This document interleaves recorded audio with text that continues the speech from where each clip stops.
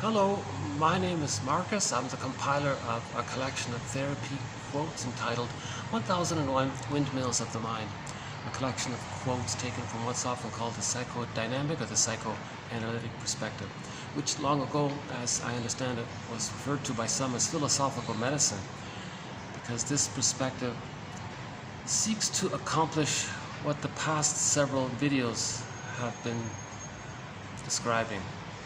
I feel like the past several videos, I feel like 1001 Windmills of the Mind has done a pretty good job of conveying the message of the psychoanalytic perspective in terms of the quotes, the content. My delivery, my presentation, I don't know. But in terms of material, I feel like there's been some real excellent quotes about repetition compulsion, about transference, both being synonymous basically with trauma, and how we want to convert transference and repetition compulsion into memory and feeling. Once we get memory and feeling, we stop repeating. So the idea is to be aware of transference and repetition compulsion, how we're replaying or transferring the past situation with the first primary caregiver into the present, to see if magically, by getting an outcome in the present that would be what the baby wanted. But nobody in the present is the breast mother, so it can't be done. Right.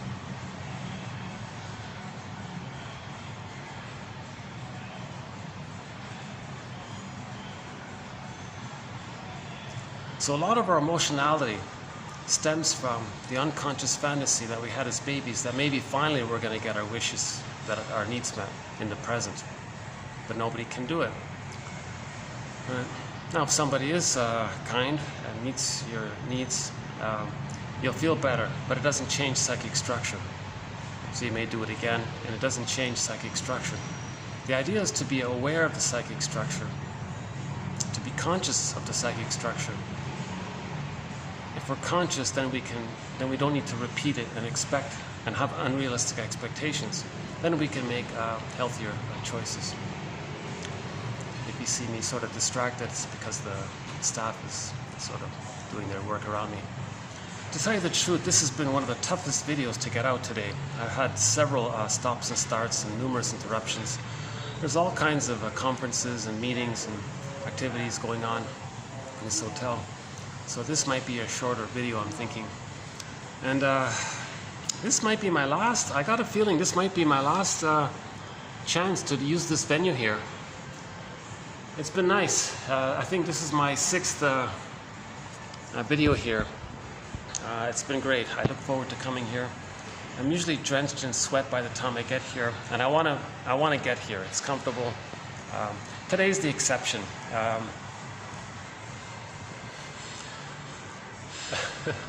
I've deleted all my previous attempts, but if you could see it, you know what I'm talking about. It was one thing or the other. So finally I came back to where I started, and at the moment I think I might be able to squeeze this in before the dinner crowd comes in. It's now 5 o'clock here, so I got less than an hour, I think.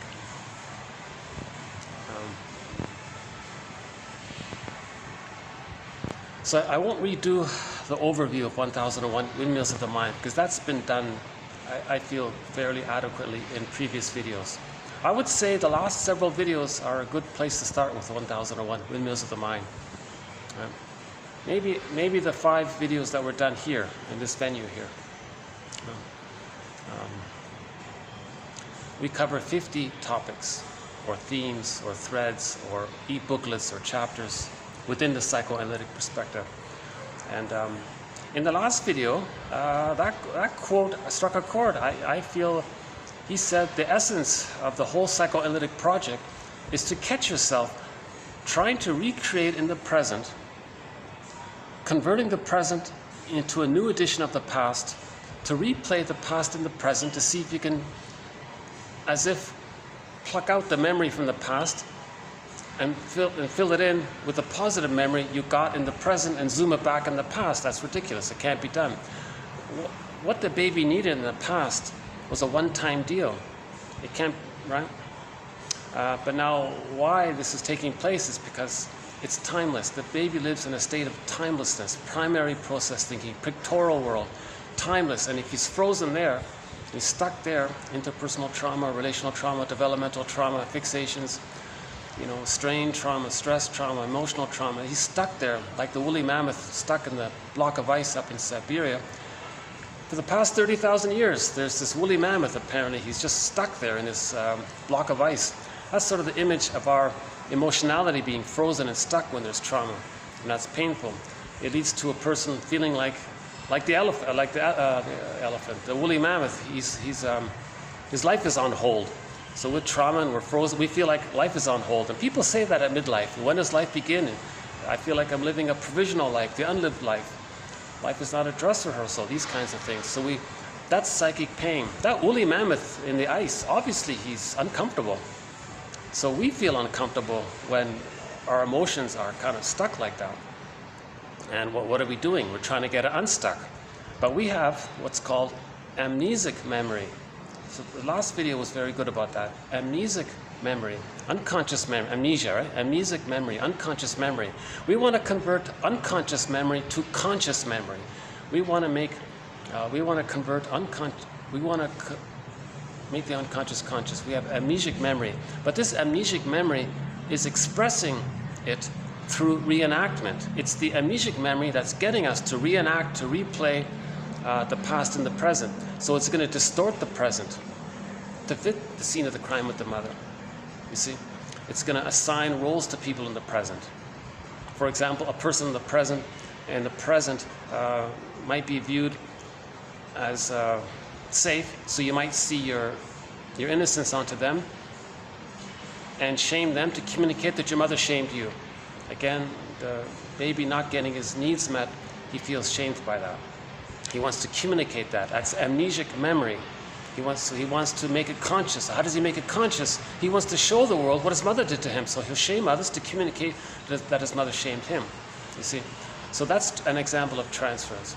Or we just simply project the rejecting mother onto the other and coax them to play that role, and then you're disappointed again. So you replay the disappointment with the mother by coaxing them to disappoint you. So there's another example of transference and repetition compulsion being synonymous with trauma. You see? So we want to be aware of transference and repetition compulsion, and that's the crux of it all, to be aware of it. Then we go, oh my God, then we can start making better things. Now we understand. Now we're building our ego like that construction crew over there, that construction crane, building that building. We want to build our ego. We want to build our knowledge. So these quotes are helping us to build our knowledge, our consciousness. With that, we understand, we have compassion for ourselves. We realize it doesn't make sense to constantly have unrealistic expectations onto others. Nobody in the present can be the breast mother. I think the last video wasn't bad. The last video, it might not have been one of my best videos in terms of delivering, but content-wise, I feel like it's helpful. In a subtle way, I think the last video was helpful. All of my videos, I feel there's some value gets through somehow. Mainly, I'm talking about the quotes. My delivery is a question mark. I have no idea if anyone's going to tolerate my anxiety. See, I'm not a therapist or a professor or a social worker or a doctor or shrink or any of these analysts or any of these things. I'm the compiler of the quotes, right? I'm learning as I go along. I really love sharing it. And I'm learning as I go along. There is a quote that says the best way to learn is to teach it. In this example with me, I feel like that's sort of the case. But I'm learning as I imagine that I'm teaching it, sort of, with these lectures. I don't think any university would hire me to provide these kinds of lectures. I'm too anxious in my delivery. Oh, yeah, okay. The hotel crew are doing some work. Last time there was a huge disco blaring over there. But, Let's see if I can get this in before the dinner crowd comes in. All right, so we want to convert repetition compulsion to memory and feeling. Being aware that repetition compulsion is synonymous with trauma, that's going to help bring up the truth will upset you free. If we accept that as a possible truth, let's say it is true that when there's trauma, we repeat to see if we can undo the trauma and not have that trauma there.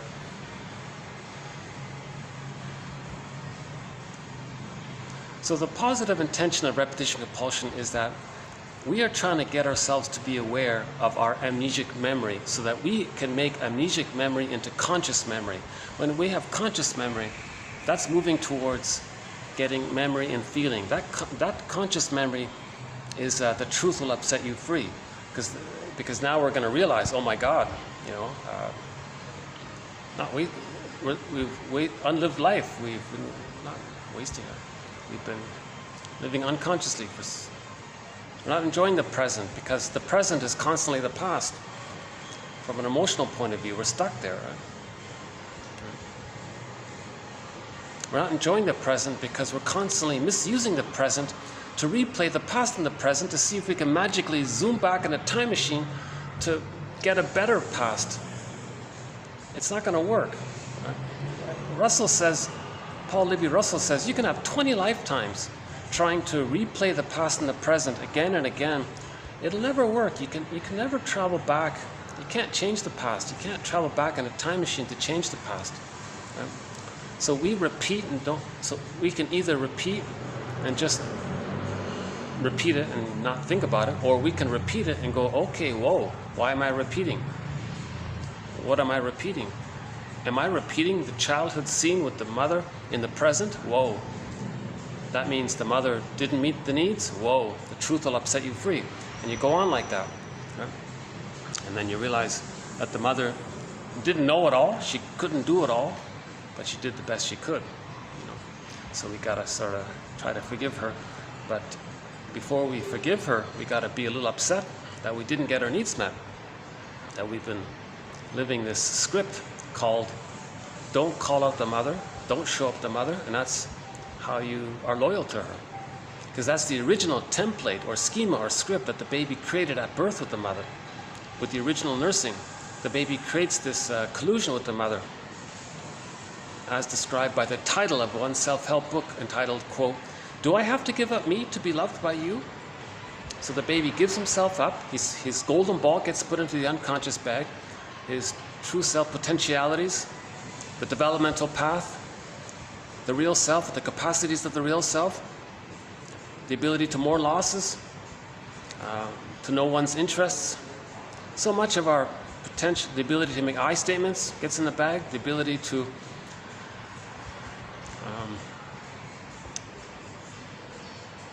enjoy the present and feel alive in the present, that gets put into the bag.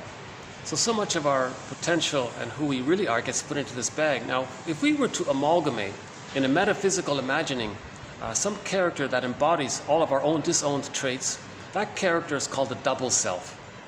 So that in literature is the motif of the double. And we want to have a dialogue with this double, because that's us representing our disowned traits. And we want to own what we see in the double. Right? So sometimes this double self is called the secret self, or the second self, or the unconscious self, or the shadow self, or the shadow soul. Darrow calls it the skeleton. You want to welcome the skeleton because you don't see, it's invisible. So, to the fireplace, that's Darrow's metaphor, it's the skeleton. And treat him as an honored guest who has a right to be. Teaching a wise teacher teaching us that there is a conquest of the self, that we can re-own. Right? Just like in the Phantom of the opera singer went into the basement. Okay, that's a metaphor for the unconscious.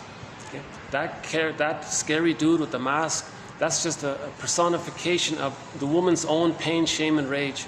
So she got in touch with her pain, shame, and rage, accepted it, right? Came back on stage, back into consciousness, and was a better singer because she owned what she disowned. So her going into the basement is like us going into the unconscious, having a dialogue with the skeleton. The opera singer had a dialogue with the phantom dude. Okay, that's not an external character. That's not a mentor. That's not another person. So that's just an imagining of the traits of herself. She wants to accept back into herself aspects of herself that she denied all of her life. So she wants to re-own it. Now she's more wholer, more integrated, more connected to herself. So that's healing. You have, they call it somatic re-embodiment or something. You want to get back into your body. You want to get your feelings back into yourself. So she gets back her golden ball, bit by bit kind of thing. And then she's a better singer. Now this second self or double self, it's the one who walks with us, who's not like us, but who is us. Someone's living my life and I know nothing about him. See. There's a very good little book called, actually it's an essay, but it's put into a tiny little booklet. It's an essay by Otto Rank called The Double. And mainly in it he talks about a play called The Student of Prague. It was a sci-fi, fantasy, metaphysical story where the guy in the story saw this other guy, not knowing that this other guy represented his own disowned traits. And when he quarreled with this other person and hurt him, he was hurt. He never made the connection. He never understood that that person was him. And on the tombstone it said, here lies a guy who fought with himself and didn't get it or something like that. So for the audience viewing the story, it was also put into a silent film. Not very clear, but anyways, the message is there, right? Put into a silent film. The moral was the person didn't own aspects of himself. That he was in denial, that it was too painful to admit the truth that he feels this, or that when he was a child he had these needs, that he needed a secure attachment style, he needed the safety to go through the developmental path. I got a little interruption here. Okay, hopefully it won't last too long. Oh my God, this has been one of the toughest videos I've had to do today. And let's see. Actually, we have a quote from maybe 2 years ago about logorrhea. Those who just can't stop talking. An interesting quote about it. But, anyways, let me just take a little distraction here. Hold on a second. I'm sort of sensitized to all of these interruptions today. So when I get another one, I go, oh my God, not again. Here's the nice fans. I love these fans.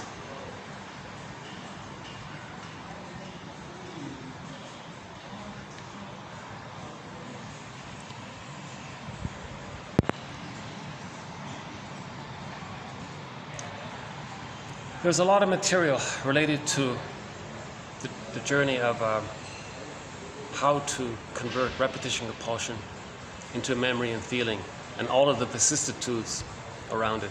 Oh, got a whole bunch of people here coming in. Yeah. Well, I think what I'm going to do is maybe just run through these quotes and see how it goes afterwards. Okay, so we're going to do in this video TQ 2383 to 2386. Sort of a back to basics kind of quotes here. Some definitions of terms. The first one says the therapist explains linkages and parallels between the client's relationships in childhood, relationships in his present, and in the transference relationship, meaning the here and now with the therapist. So we want to link the person's pattern, his chief complaint, his regular routine in the present, when it began, the so-called genetic interpretation, right? And then to see it here and now live, acted out in the transference with another person. And so the 3 points, we want to link it up to 3. That's called a complete interpretation. In the last video, we had some examples of maybe partial interpretations, mostly interpretation of resistance. Sometimes the general rule is resistance before content, defense before content. So resistance is synonymous with defense. So you're protecting yourself. You don't want to feel what might come up, so you're doing such and such. So you talk about the resistance first. Then the person might go, oh really? And then he might free associate more and bring up more things if he's so guarded. So you want to notice how he's so guarded first. But ultimately you want to move towards what's called a complete interpretation. Oh, just my luck, huh? What time is this? 5:10. And they play around. That means the dinner thing is starting. Oh, this music is so annoying. Oh my God. I wouldn't even call it music. It's this techno nonsense generated by computers. I find it very anxiety provoking here. So let's see, maybe let's just, let's see if I can ask him if he can give me a little more time here. Hold on a sec.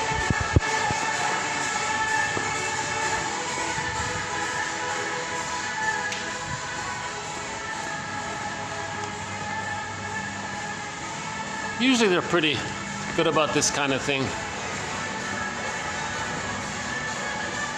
Maybe not. Oh boy. Oh yeah, the whole dinner thing is taking place here.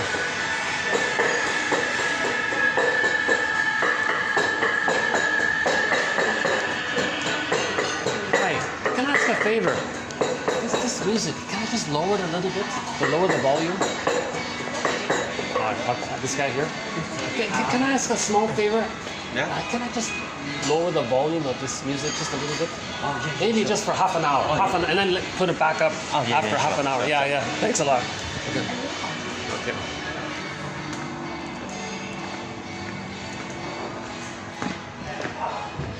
Wow, this day, it's a record in terms of stops and starts. But this is my last take, so I'm gonna rush through this one, I guess. So let's see if I bought a half an hour here. Oh, what a relief! I don't know how people can tolerate that kind of thing. It just numbs you out. It just distracts you. I think what it does is it disassociates you. So you're so pained by it, and when you're under so much pain, then you get endorphins. It numbs you. So now people are kind of in this numb-like state. It's like you stub your toe, you feel pain, then you feel this numbing feeling. Well, emotionally, I think this kind of stuff does that. I think, yeah. Okay, let's, so the first one here. The therapist explains linkages and parallels between the client's relationships in childhood, relationships in the present, and the transference relationship. Did he lower it? I thought he did. He put it back up again, didn't he?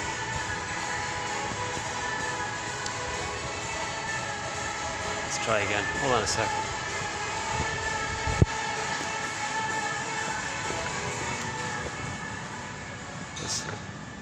Oh, why don't I just come inside then? Oh, there's that guy. Hold on a sec. Maybe a little bit. Just a little bit more lower? Yeah, it's still so loud. Yeah, thank you. Okay, that's guy. Nice guy. Good.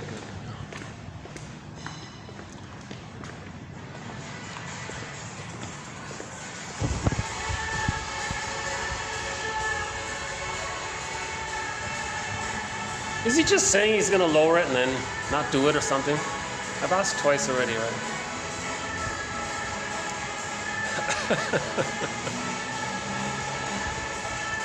Okay, let's read these quotes then. The therapist explains linkages and parallels between the client's relationships in childhood, relationships in the present, and the transference relationship in the here and now, live in the here and now. You want to make these links. So the best example of this is in that movie called one example of this is in that movie I Love Huckabees, right? Comedy film. I'm not recommending the film per se, but watch it anyways for a scene in there where the therapists gave an interpretation to the main character there, some guy named Albert, and oh, he did lower it. Hey, all right. Well, thank you.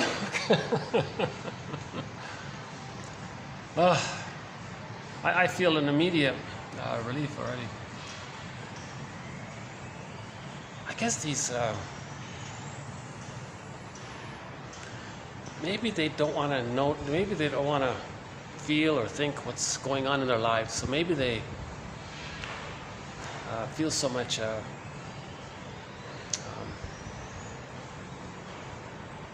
it's a kind of escape, right? If you numb out, you escape from the present, right?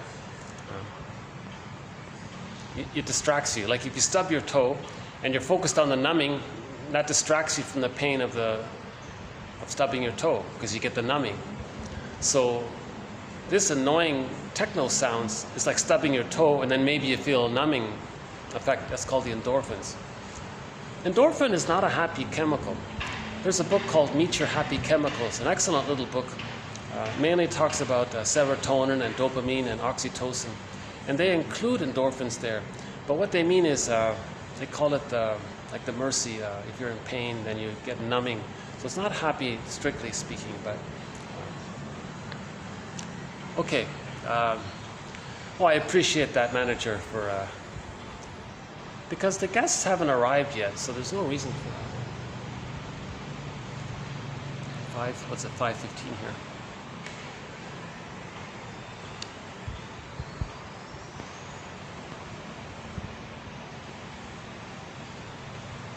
Okay, again, in the last video we had some examples of interpretations, but generally we want to link the person's routine pattern. Again and again, what is he doing in general outside of the therapy room, with his family, with his friends, and he talks about it.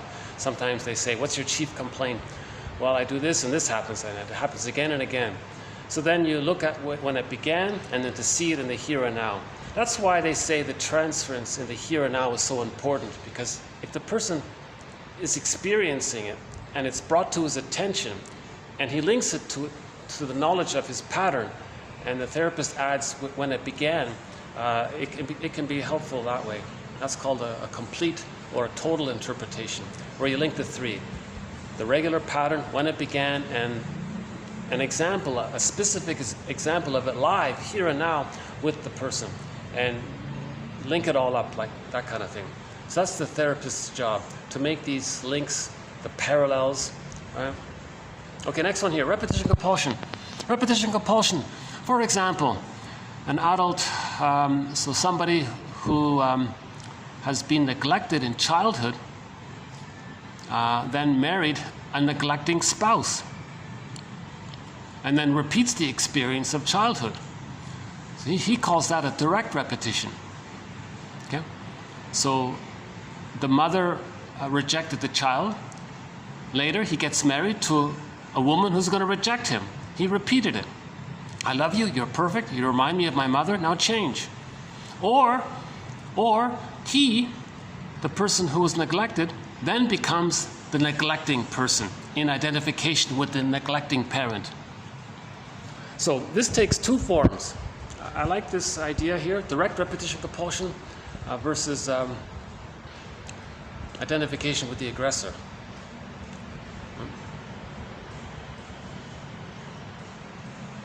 So in that song by Katie Lee, it must be something psychological.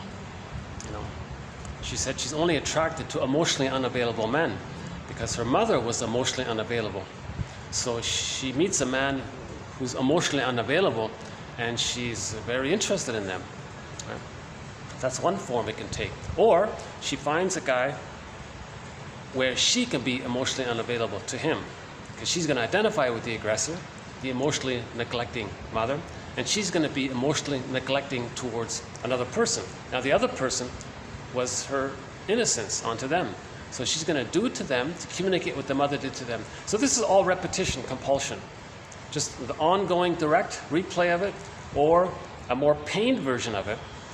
A much more pained version of it is you're so angry at what happened, you identify with the aggressor, shame others to communicate that the mother shamed you. So that's an angrier version of repetition compulsion, where you do it to others to communicate what happened to you. Hurt people to communicate that they're hurt. Right? Whereas the other one, there's still this kind of painful hope that maybe the person in the present will be a better version of their parent. So they're replaying the interaction with the parent, with the partner, in a direct sort of way. right? So that's a helpful idea here. Rationalization. This term is very unfortunate. It doesn't mean that you're being rational. It means you want to give the appearance of being rational. Pseudo-logic, fake logic. To not know the true reason for your wishes or what you're doing. You hide it over with some reasonable sounding thing to hide from yourself and others the truth. So here's an example. Okay, rationalization. Attributing one's behavior to a cause that one finds more acceptable than the actual cause, which one does not want to face or admit. For example, this client, he lives with his mother because she needs him, he says, when the true reason is that he fears being separated from her. So he makes him sound like a good guy. Oh yeah, my mother needs me, so that's why I'm living with her, he says. But the truth is, he doesn't want to admit it to himself, he doesn't want to admit it to others, but he's psychologically still married to her. Psychologically, in a symbiotic relationship with her. He can't face the separation anxiety of not being on his own, you see. So he masks it by saying, yeah, my mother has these issues and things, and he makes it up or amplifies it, you see. Now the mother who got the son to do this, you see, she herself doesn't want to face her separation anxiety, so she may have tricked the son to be afraid to leave her. So later on, it worked. So the mother ensnared him, so to speak. That's called the Jacasa style of mothering.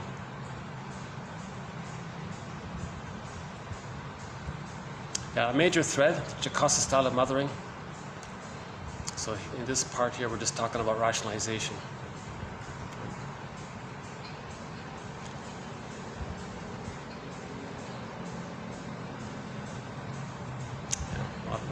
You can see it all the time.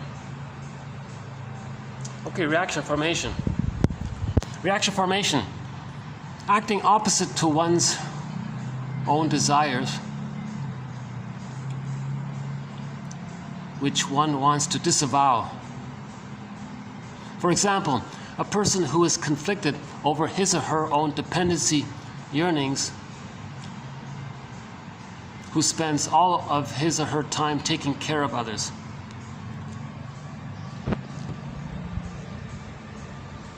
So this is an interesting example of reaction formation. So you have a wish, you don't want to admit it, so you express it consciously in its reverse.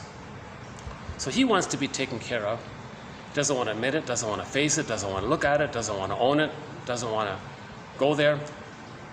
But to stay in touch with it, he consciously takes care of others. To have that link there to his unconscious wish to be taken care of, or to get his dependency needs met. Okay? Because he can't mourn it, he has complicated grief. Now reaction formation in this example is not so bad because he's helping people. Right? So usually reaction formation is the person has some kind of a vice, right, that he wants to engage in, but it's embarrassing to do so. So he consciously says the opposite is honorable, when the truth is he wants to do the opposite of what he's consciously saying. It's called reaction formation. It's an attempt to stay in touch with the true unconscious wish which you don't know about. It's hard to know when reaction formation is taking place. Sometimes a person thinks something, believes something, does something. Is he doing it because he secretly wishes the opposite? You know? But he doesn't know it.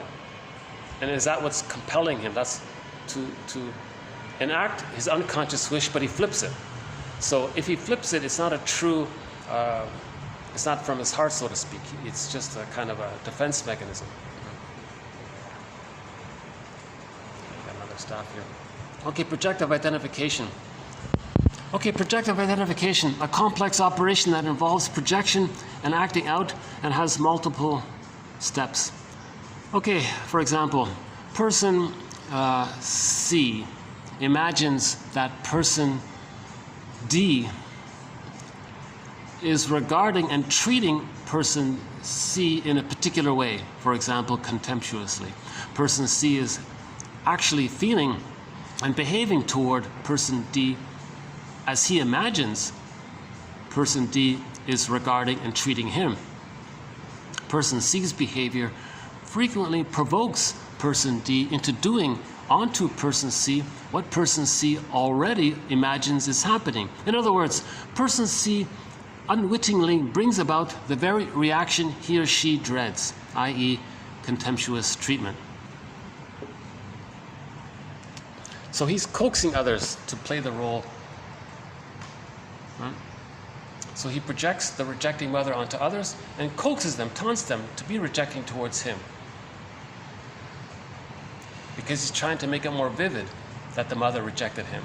It's one thing to just fantasize or think that they're a cold person, let's say, but to coax them and to act towards them in a way where they end up being cold to you, that's an extra effort to see that the mother was cold to you, that the child felt neglected, that kind of thing. So projective identification is sort of an active, taunting, provoking, teasing version of projection. Projection, something you don't know about yourself. It's repressed. To get your attention away from it being repressed, that's called selective disattention. You create selective attention. You make up something and have your attention outward and say that they have the thing that you can emit by yourself. But maybe it's not convincing. So you coax them, taunt them. You believe they have that thing that you said about them that really belongs to you. You believe it and you assign that. So you invent an identity for them to meet your psychological need to keep it repressed. Now you interact with them with that assumption that that's them. Now in the process of doing that, you want that confirmed. So you're going to push their buttons so they can act out the thing that you believe, that the thing that you just projected onto them. It's sort of like a self-fulfilling kind of prophecy kind of thing. That's a huge thread, projective identification. There's so much, there's way, way more to it. This is just one little example of it. It's not even a primary example, but due to my feeling of needing to rush this, speed this up, I'm going to have to just leave it there. But if you type in projective identification, you'll get a wealth of material. I think I plucked out the best quotes on it. It all stems from the nursing. The baby and the mother are one. If the baby feels something, the mother should feel it. Now the mother feels it, she gets the signal, she responds and soothes the baby. So the cycle is complete. Baby distressed, mother gets it, she responds with love, the baby soothed, the cycle is complete. The baby's brain is malleable, so the baby borrows the mother's brain and lays down the neural networks that just took place with the mother, because the mother being him. Now he can do it for himself. So now he can soothe himself later on because he has the neural networking. Right? So it's like a carbon copy of his mother's soothing ability.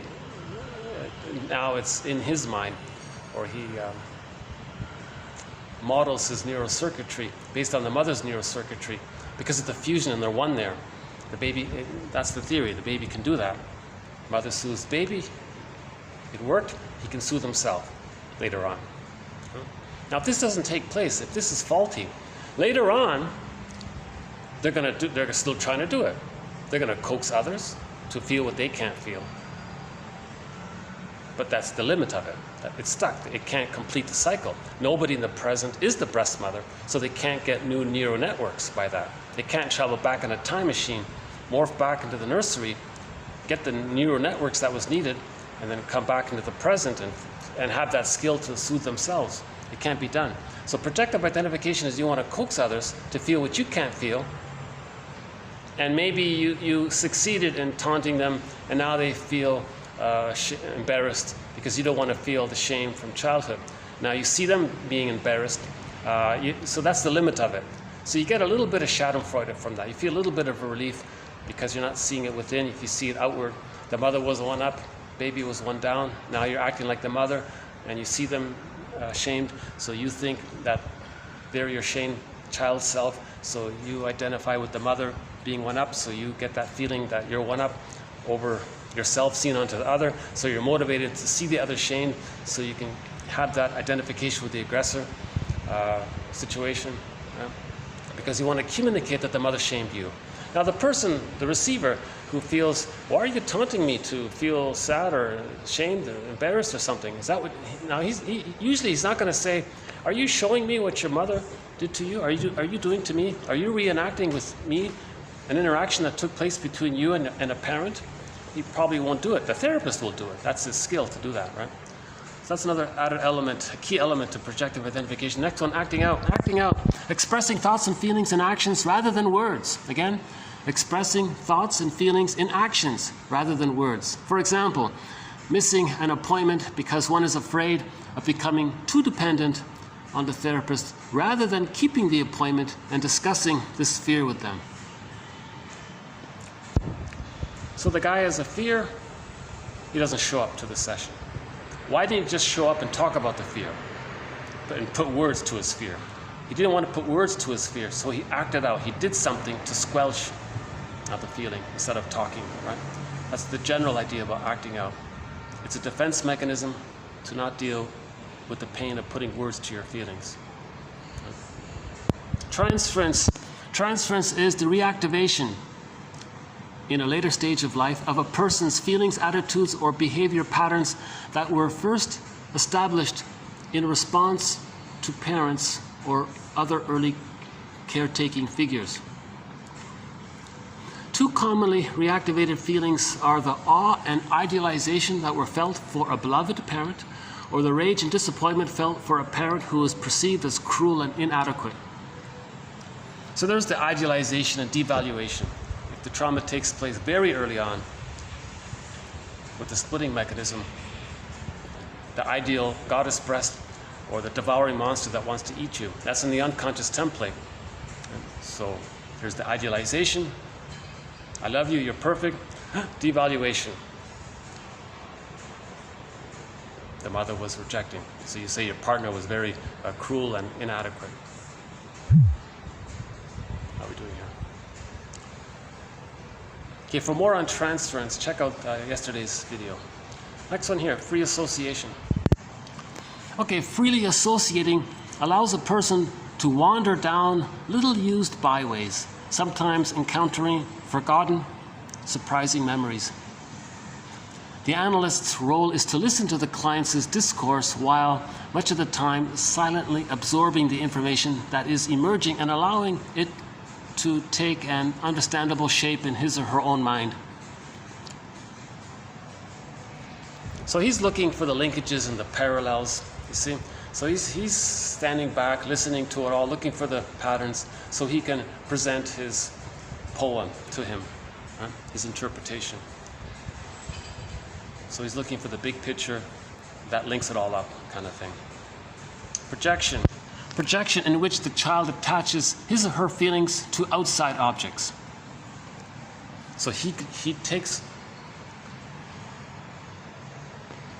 his feelings about himself, he detaches it and attaches it to outside objects. They have it, they think that, they want that, they believe that, they want to do this, all this they stuff, right? And that's a mirror for him to know that it's within. Projection is sometimes called a mirror defense. So yes, you blame others, you feel that you don't have to feel the anxiety that you would feel if you were to accept it belongs to you. So it's a defense mechanism. Right? Defense mechanisms are mechanisms of the mind, operations of the mind, maneuvers of the mind, tricks of the mind to get the person to not feel anxiety. So he says other people are this or that, then he doesn't think it's within. So it distracts him outwardly like that. At the same time, he's creating a mirror to see that it's within. So it's called a mirror defense. Projection is the means of bringing repressed material to consciousness. Right? Projection and all of the other ones as well. Right?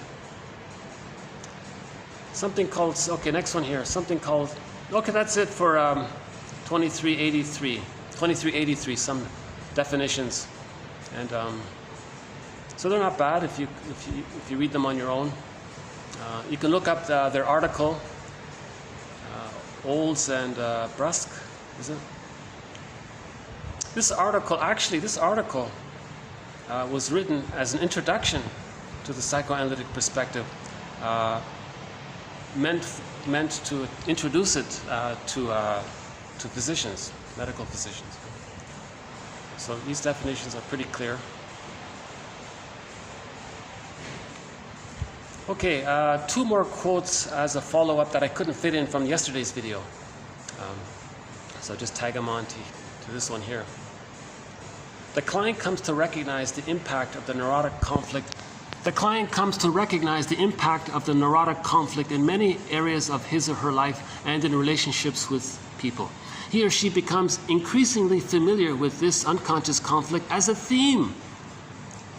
Right? It's a pattern, it's a theme that has greatly influenced much of their behavior, becoming gradually less afraid of acknowledging the wishes and feelings connected with the conflict. See, as a baby, we couldn't acknowledge our feelings. Now, as an adult, if we're aware of it, we feel stronger. Okay, I can admit it. It's embarrassing, but I can admit it. See?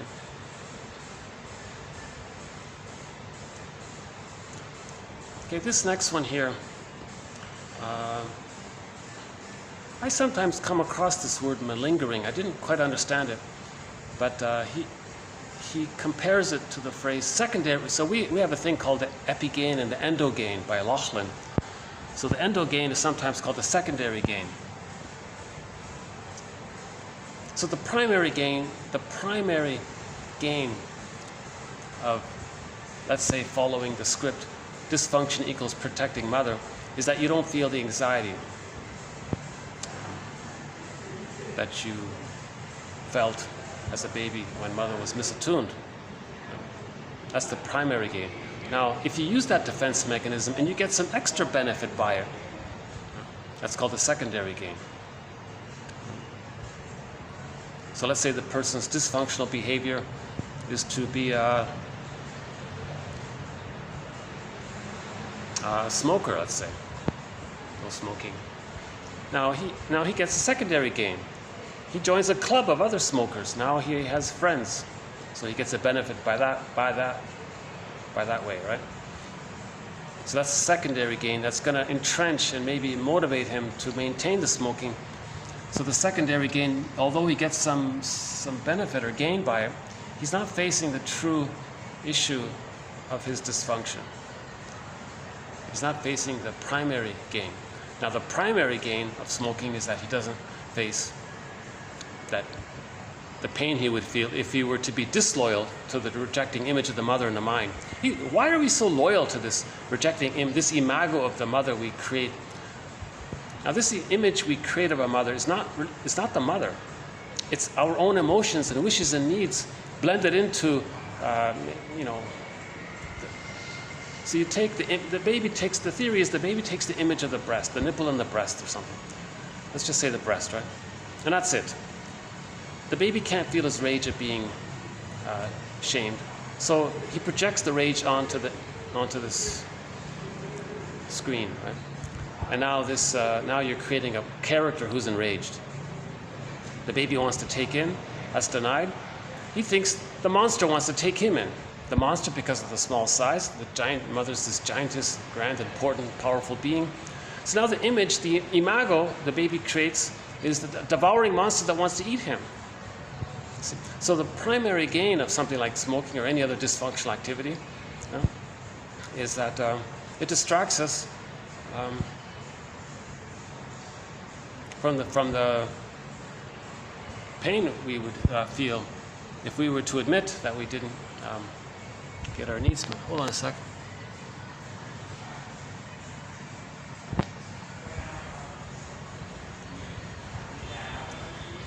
So the primary gain is we wouldn't feel the pain of being disloyal to the mother imago. The script says you got to be loyal to it. Why is he so loyal to it? Because that was the original deal he made in the beginning. Do I have to give up me to be loved by you? That's the title of a self-help book. So he creates a template. To have the connection, he has to sacrifice his feelings. That's pain. As a defense against that pain, maybe he'll smoke. That's the primary gain. Now that he's smoking, he starts to make friends, and he gets some benefit. Well, now he can socialize and not feel so lonely. So the secondary gain, or the endo gain, the secondary gain is making it more difficult for the person to want to face, to confront the primary gain that he's avoiding. It's not, I don't know why they call it, it's not technically a gain, but forgive psychology for its jargon. Okay, psychologically based secondary gain typically refers to a circumstance in which an individual may unconsciously and unwittingly derive some emotional benefit, such as emotional support, the opportunity to indirectly express disturbing ill feelings toward others, or the opportunity to have dependent needs for caretaking met from a legitimate script, a legitimate dysfunctional traumatic script. Now, this thing called malingering, on the other hand, refers to a conscious exaggeration or production of physical, emotional, or mental symptoms to fraudulently derive external gains, such as financial compensation. So the malingering person, he's consciously thinking, he's consciously, actively, purposely doing it to get some benefit or something. Oh yeah, I would imagine the workers' compensation people would look into this. Is he malingering? Is he purposely hurting himself so he can get the monthly benefit or something? So that's different. Secondary gain, the person is unaware of it. He's not doing it on purpose.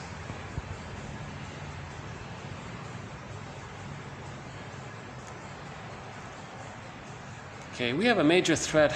Next one, that major thread. I won't cover it here. It takes 6 hours. No, it takes way more than that. Melanie Klein's theory about the positions.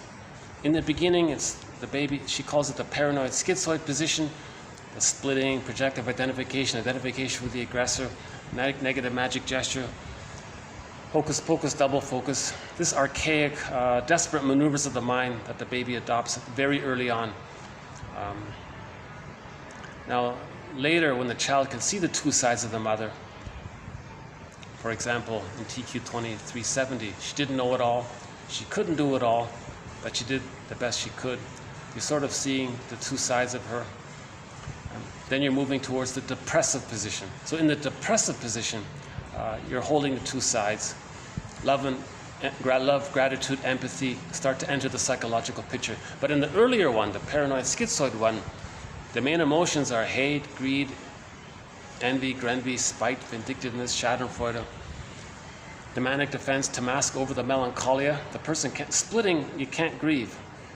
Splitting prevents grieving. Splitting prevents differentiation. Differentiation is needed to be able to mourn losses. So splitting precludes mourning. So now the person has complicated grief, melancholia, etc. That's painful. As the manic defense, or pseudo-aggression, or dysfunction, that's a defense against complicated grief. So a lot of things that we're doing are actually there. We're doing it because we don't want to face the pain or admitting how we truly feel. If there's a loss in midlife, we can't feel it because our golden ball is in the bag.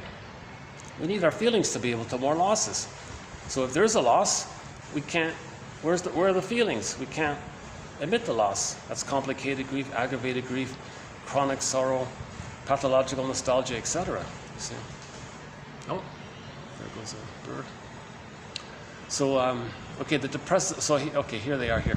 So the paranoid schizoid position is characterized by pre-reflective, pre-symbolic, unilateral, cyclopean, and omnipotent states of mind. So I included for the Cyclops, right? Cyclopean is the narrow one. I think he's using it for that. And it's a relation, and it's related to the trauma at the breast. The Cyclops, one theory is that's the image of the breast that the baby creates. So the body, the Cyclops, is the breast, the one eye, that's the nipple. And it's a monster because from the baby's point of view, the breast is a grand, powerful, important being. Now in the Odyssey, when Odysseus attacked the eye, maybe that, and was able to escape, maybe that means the mother was force feeding and the baby managed to escape. So we feel glad, some relief for Odysseus when he escaped the Cyclops, because unconsciously there's an uncanny thing going on. Maybe unconsciously the mother was doing it wrong with the breastfeeding and we escape. We've got free from it. Maybe that's the Cyclopean reference to it. So I like that, how he includes the Cyclopean reference to it. Now the omnipotence is that the baby at the beginning thinks he's a little god. Now if he's stuck there, he still thinks everything is about him. It's called part object relating. Others are just utilitarian. The breast is just serving him. The baby in the beginning is just being served and fed. He's stuck there. He thinks others should just continue in that way. And the baby thinks he's a little god and everything's there to serve him.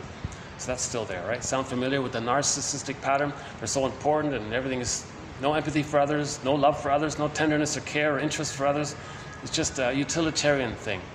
They just want to keep on receiving because they're stuck there and they're trying to receive, but they can't travel back in a time machine and feel what they got and be satiated. It's past that critical time. So the boulder rolls down the hill. So in the narcissistic pattern and the bully pattern, etc., it's greed, envy, granby, spite, vindictiveness, schadenfreude, the power and control over others, or wanting to shame others to communicate that the mother shamed you, still searching for symbiosis, or trying to convert a negative symbiosis into a positive symbiosis. So you're stuck in this very early stage called the paranoid schizoid position. It's paranoidish like, because that devouring monster that wants to eat the child, they sometimes put that onto others and say how dangerous they are. Now all of the rage, they can't feel their rage, so they project that others are dangerous because they see their rage onto others and say they must be so dangerous. So that's paranoidish like. And when you project, you always find safe people to do it. Substitute others, nice people, safe, adults, disadvantaged people. They're safe however it is that they're safe, or they're peaceful, they're nice, they're gentle, whatever it is, or they're disadvantaged or something, for whatever reason that you feel them to be safe. Then your unconscious rage that you can't accept, you say, on your fantasy, you think they have it. Now when you think they have it, you say it in coded form. The coded form is you encrypt the truth. You encrypt the projection. The encryption is the person's going to say they're dangerous. Now that's the paranoidish like. Now the schizoidal part is it's just you're so removed from your own emotions. You're so schizoidal, like you're detached from your feelings, and so much is being projected because of that. So that's called the paranoid schizoid position. The splitting defense. Goddess and demon in the template, all or nothing, either or thinking. Prejudice, of course, comes from there. Pre-symbolic, they're not putting words to it. Unilateral, it's this either or mentality. They can't see the third side of the coin. The depressive position, movement from part object, that's the breast basically, to whole object. That's the mother. So the baby's just relating to the part of the mother. When the baby is loved enough, he feels safe enough to see that he's a person in his own right and the mother's a person in her right. I'm okay, you're okay. That's differentiation. Lastly, okay, therapy aims to undo the chronic reliance on defenses against emotional experiencing, thereby restoring the client's natural healing and self-reparative tendencies. This is an added point that I don't think we don't mention too much. It's interesting because it's all around the world. There's a thing called meditation. One author calls it somatic experiencing. You want to notice your sensations and what you're feeling and accept it. And the theory is, as you do that, you're going to be restored. Right? So she says here, therapy aims to undo chronic reliance on all these defense mechanisms against your feelings, and thereby restoring the person's natural healing and self-reparative tendencies. If we feel, we're healing. Feeling is healing. Feeling is identity. I feel, therefore I am. If we have our identity, we have the generative natural healing can take place if we're connected to ourselves. So we do both. Sometimes we take a break with all of this jargon And just, hey, what am I feeling now? What are my sensations? And just stay with yourself for a while. And then if there's a resistance to it, okay, that's trauma. So you have some self-compassion for yourself. And you would treat yourself the way you would treat any frightened child. So called self-reparenting, right? Self-compassion, right? How are we doing here? 5:50 here. See, the dinner crowd hasn't arrived yet, but okay. Okay, no. I appreciate the staff there that lowered the music here, got through this video here. So yeah, short video today, one of my shortest ones in a long time. I hope these quotes have been of some interest, these definitions. Free association, transference, acting out, projective identification, reaction formation, rationalization, repetition, compulsion, interpretation, projection, secondary gain, Melanie Klein's theory about the positions. Yeah, that's a huge one. And the one about don't forget your feelings, stay with your feelings. That's the meditation part. Right? Okay, let's wind down with we haven't played our theme song in a while. Maybe we'll just close up with our theme song here. Hold on a second.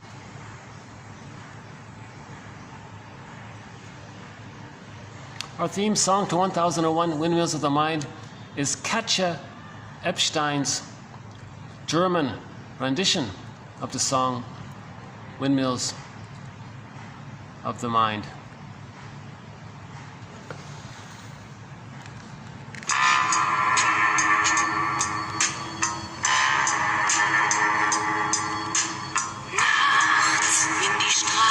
Plötzlich still sind, wenn die Stadt auf einmal schweigt, wenn aus steinernen Kaminen stumm der Mond zum Himmel steigt, wenn es hier in meinem Zimmer leer und einsam wird mich, such ich in den dunklen Schatten die Erinnerung an dich und ich fühle wie ein Augenblick zur Ewigkeit gerinnt, wenn das Spinnrad meiner Träume links zerrissene Fäden spinnt und sich leis zu drehen beginnt, wie sich Mühlen drehen im Wind.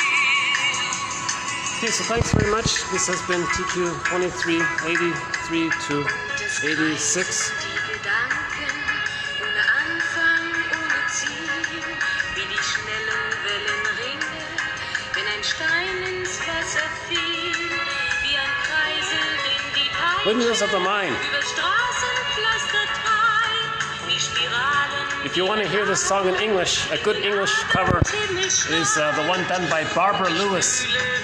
Barbara Lewis. Another good one is maybe Jose Feliciano. But this is my favorite, Katja Epstein's German rendition of it. Here it is here. Windmills of the Mind.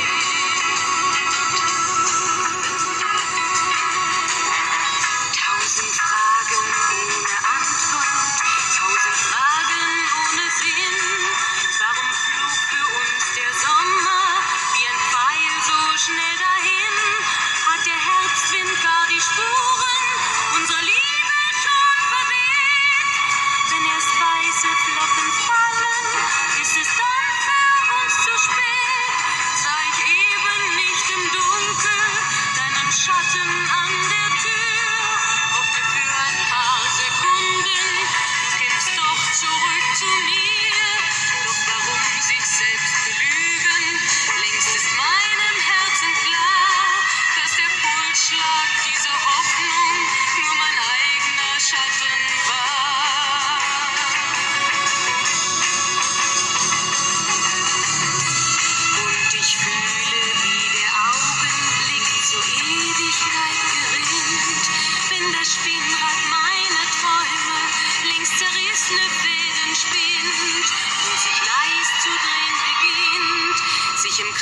zu drehen beginnt, wie sich Mühlen drehen im Wind, wie sich Mühlen drehen im Wind. Okay, thanks very much. We'll be adding more quotes to our various threads. See you next time. Bye for now.